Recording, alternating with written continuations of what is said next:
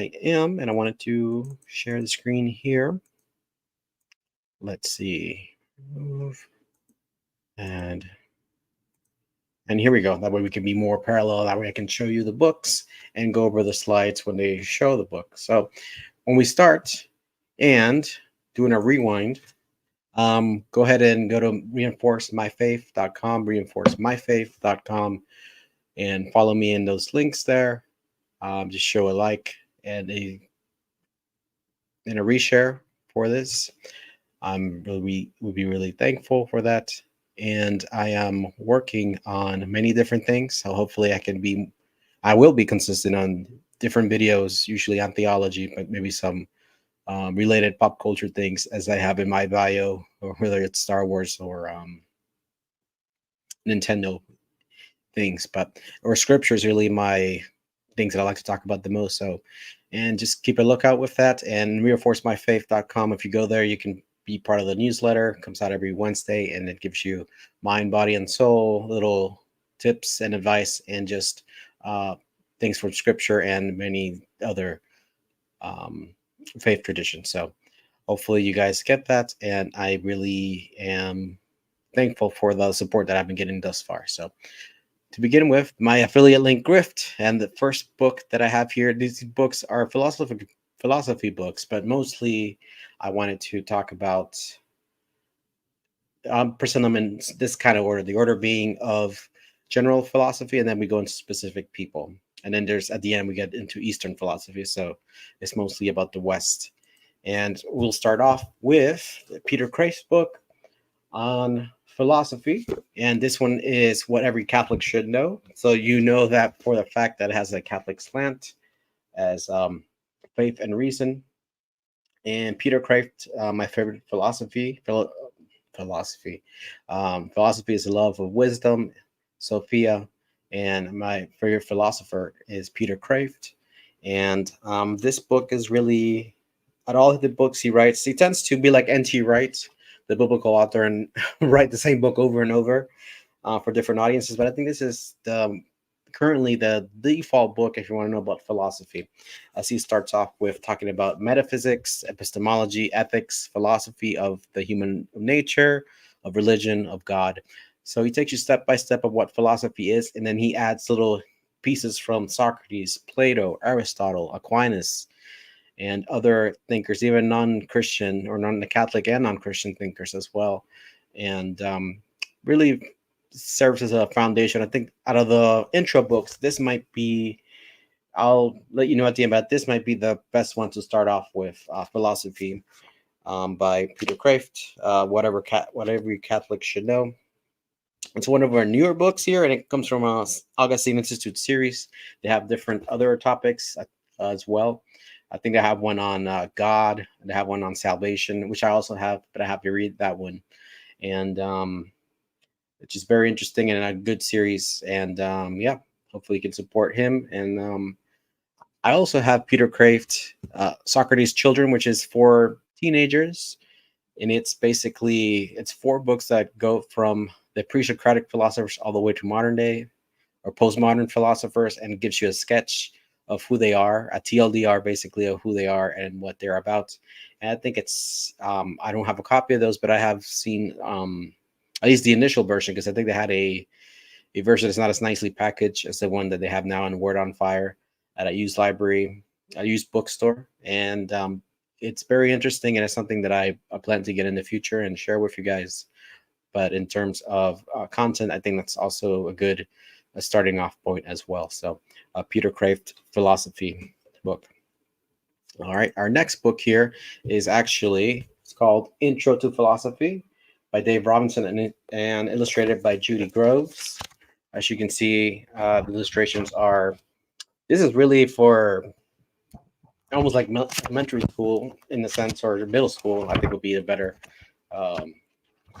a person to talk about. And it really gives you the foundation of philosophers, what they think, and what their specific surface level introduction of what their different thoughts are.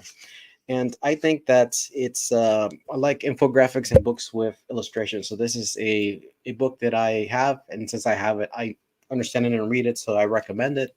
But there is another book that's more for mature audiences, just because they're humor, and I have it up there. It's Action Philosophers. And Action Philosophers is a graphic novel, or it used to be comic books, but a graphic novel that goes through a humorous way of talking about the philosophers from the pre-Socratics to modern day as well. For example, it has Socrates as a wrestler, as he was Plato as a wrestler, as Plato was a wrestler growing up in ancient Greece. So it like plays on off that, and it really captures the humor, but it's more for adult audiences, but it's not for at least late teenagers. So that's my only qualm. This is more for all ages, middle schoolers, high schoolers, and then I guess for edgy teens and then college students would be if you want a more visually appealing introduction to the philosophy and what it has to say, it would be Action Philosophers. So that would be my other recommendations. Again, these links, even the ones I have and also the ones I recommend, are both that I don't have, but I also recommend are both in the description. So click at them and take a look at them. And they're physical copies, as a proponent of physical media, but go ahead and click on them, analog and physical media. Click on them, and if you want to get a digital copy, if that's available, that's how you roll, then that's fine as well. This one by Ralph McInerny. I actually said that correctly there. It's really another intro book. This one's really short. I think like 30 pages. Actually, no, I see 30 pages, but like 75 pages. But it's both short and also has a lot of depth. So it's almost like these two would be a good intro pair. Like you would choose one. I'd probably choose this one before this one, but you can have both. And these both serve as a good and detailed enough introduction to philosophy that I think you would have a good grasp on that rather than the visual aspect. So a student's guide to philosophy. So it's really for teenagers and freshmen in college. And I think it serves well both audiences there. The next book that I have here in philosophy was a textbook that I used when I have like I mentioned earlier, a bachelor's in philosophy. And textbooks kind of suck, except for like there's a scripture one by Scott Hahn, which I'll Introduction to the Understanding of Scriptures by the Didache series, which I'll talk about when we get to the Bible. If we get to that series, when we get to that series for my bookshelf and my grifting there. But this one surprised me because it has excerpts from different philosophy and philosophical traditions. This is the 5th edition of Questions That Matter: An Invitation to Philosophy. And what struck me was this edition is 2003. There's a newer tradition, a newer version out, but 2003, I guess things weren't as woke or as current day, so it's not as problematic. And I didn't find it as problematic reading it. I think it was a very fair book. Even if they use, I think, CE and BCE for instead of BC and AD. I think it's a fair book, and it gives you a good idea of what philosophy is. And I would use, if I was teaching college, I would probably use this book as a textbook if I could.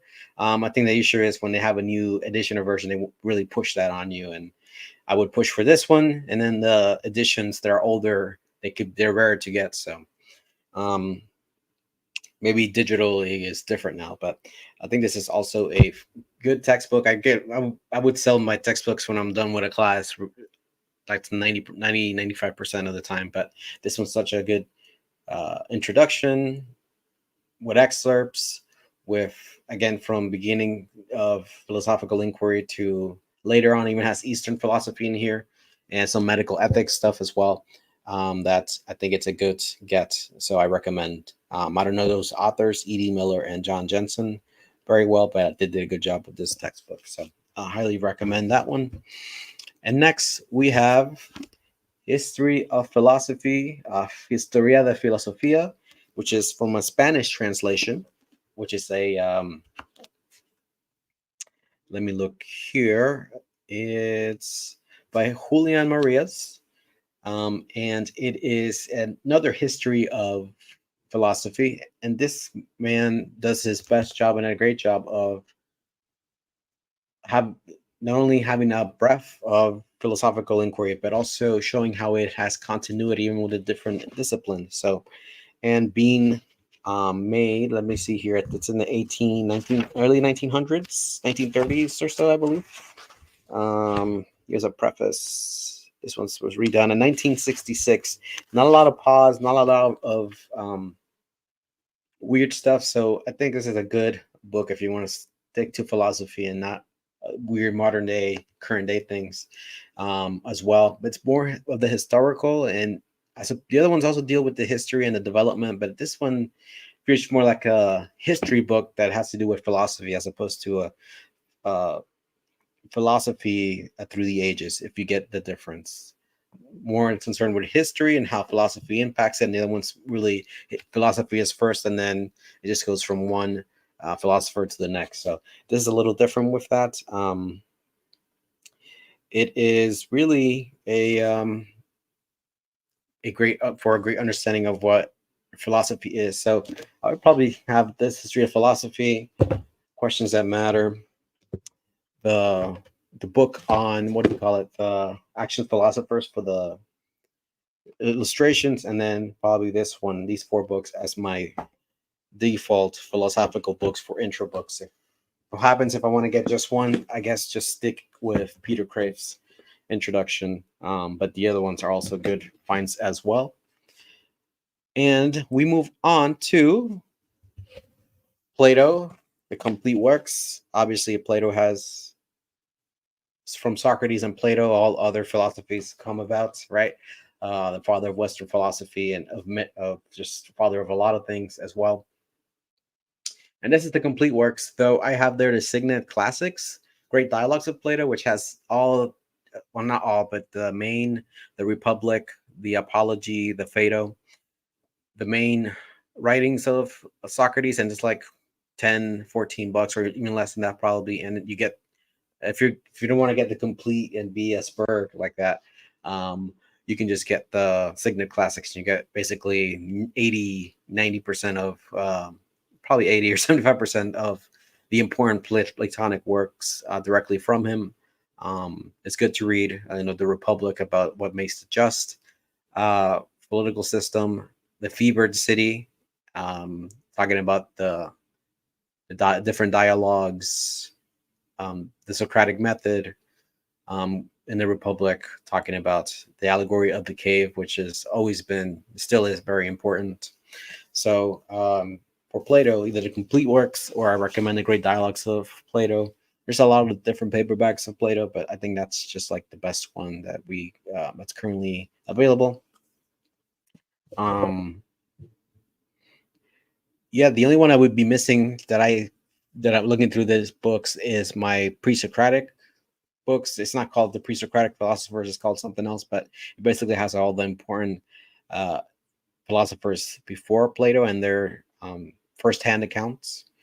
And that is something that the intro books go over, but it's good just to have the primary source. So that's why it's good to have Plato as a primary source and also the pre-Socratic. So I would recommend those as well, but I didn't have that here on the list. But if we're going in chronological order, it would be pre-Socratics, Plato, maybe Socrates to the other authors who mention him, but Plato being the primary one.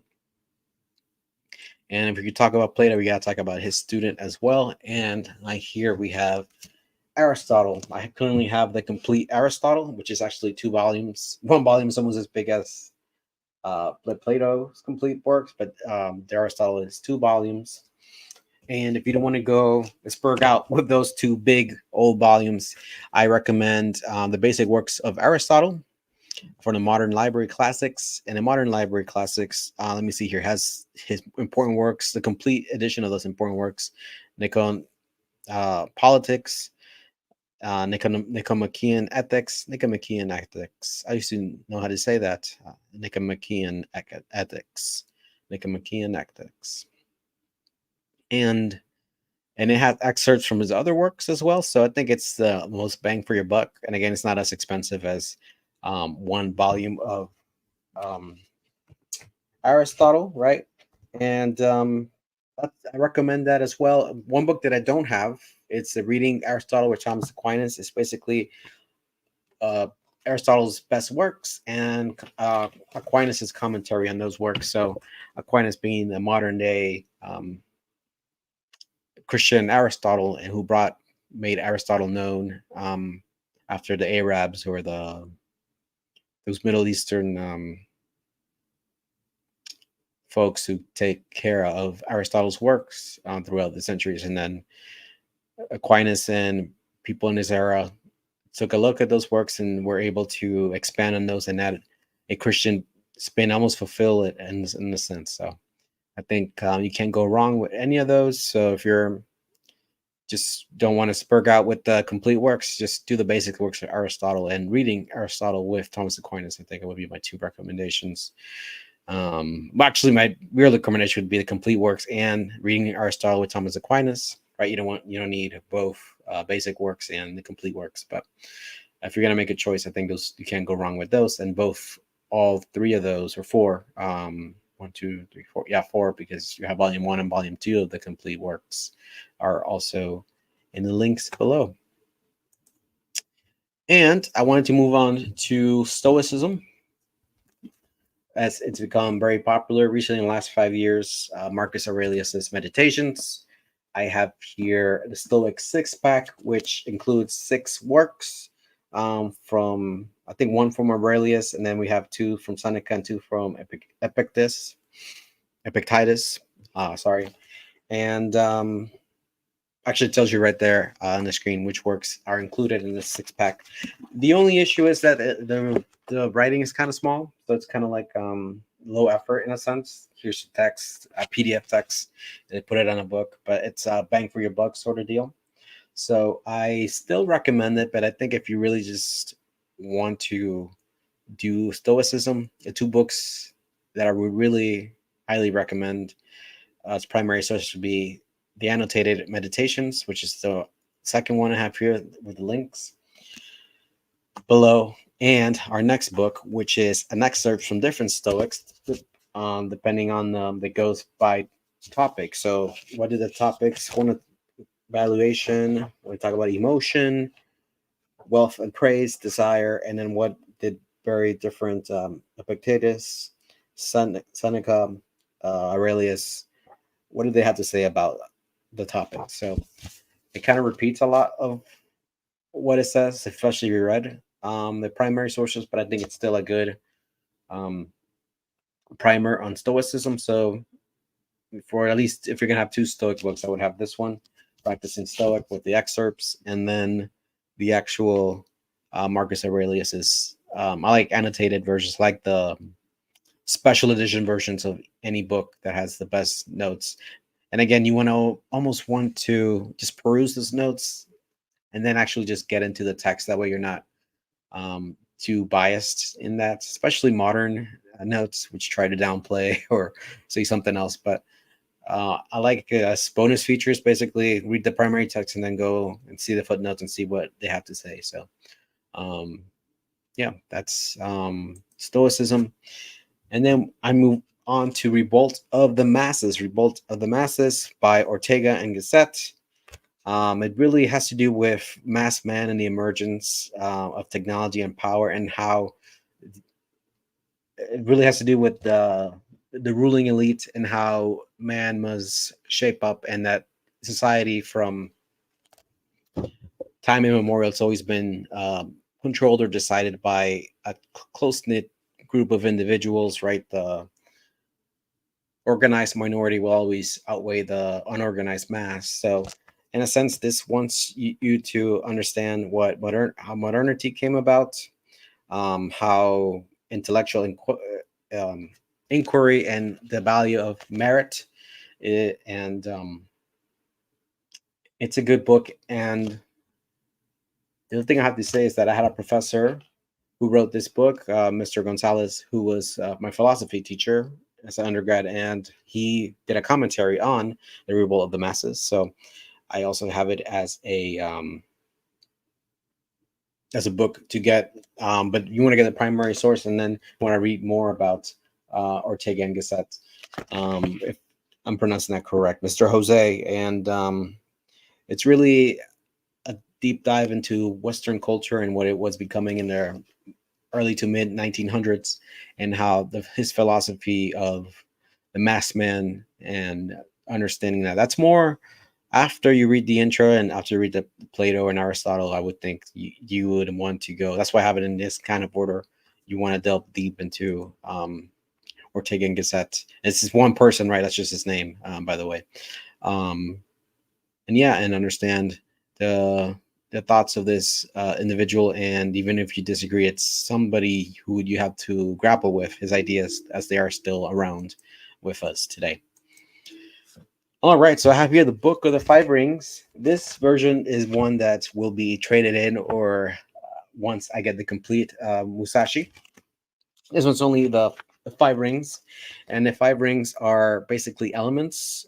We have earth, water, fire, wind, and the void, and these all have to do with about, for example, earth represents solidity. I'm sorry, stability, and a fountain of one's stance, a technical technique. Water, adaptability, fluidity. Fire, aggression, intensity. Wind, awareness, perception. The void, emptiness, a state of clarity, detachment, and freedom. And it's Eastern philosophy. This is one or two books of Eastern philosophy. And okay, obviously I'm pro-Christian, pro-West, but I think we can still get some nuggets of truth from Eastern philosophy. And yeah, I recommend the complete Musashi. So because it includes only the Book of the Five Rings, but also his other works, and I like complete and deluxe edition. So that'll be the book to get. And for the meantime, this is the one I have. And but yeah, go ahead and get the better complete version. But and finally, in terms of my philosophical shelf that I haven't put away yet, it's The Art of War. The Art of War and other classics of Eastern philosophy. Tao Te Ching,